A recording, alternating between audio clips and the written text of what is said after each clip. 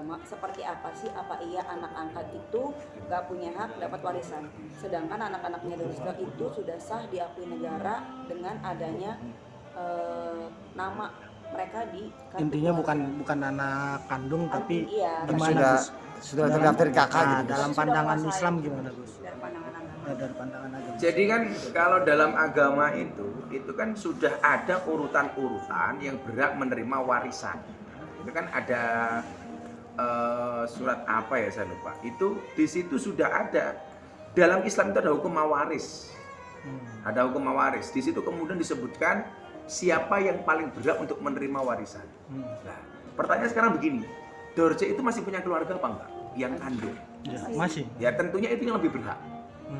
Yang lebih berhak. Kalau kemudian kepada anak angkat itu satu, ada nggak wasiat dari almarhum? Satu. Kemudian yang kedua, kalau toh kemudian dikasih, ketika kemudian tidak ada di dalam peraturan itu biasanya bisa kok dapat hibah atau hadiah. Tapi memang yang paling berat itu adalah urutan-urutan yang sesuai yang digambarkan oleh Allah di dalam Al-Quran. Itu kan ada urusannya siapa saja yang berhak untuk menerima warisan, umpamanya dari pihak laki-laki.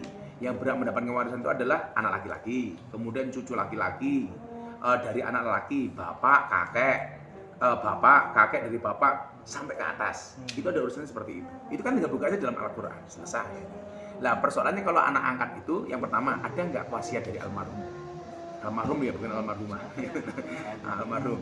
Kemudian yang kedua, kalau ada ya berarti dia menjalankan wasiatnya almarhum. Oh, ini tolong anak angkatku dikasih. Nah, maka kalau yang paling berat ditanya ya sesuai yang Allah gambarkan di dalam Al-Quran.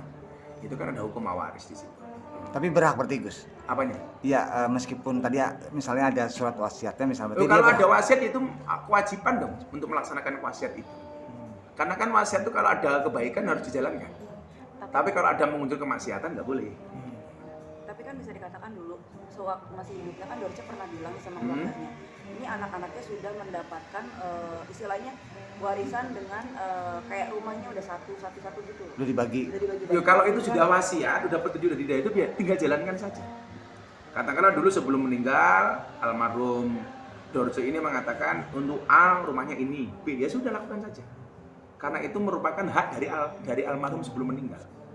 Lah kewajiban kita sebagai ahli waris melaksanakan wasiat dari almarhum. Itu menurut saya sih bagian dari wasiat. Nah, dan yang sekarang adalah mereka menguasai rumah yang dulunya peninggalan Dorce nih. Nah, seperti apa sih menurut Gus sendiri? Menurut Dorce tanya ke kuburan sana.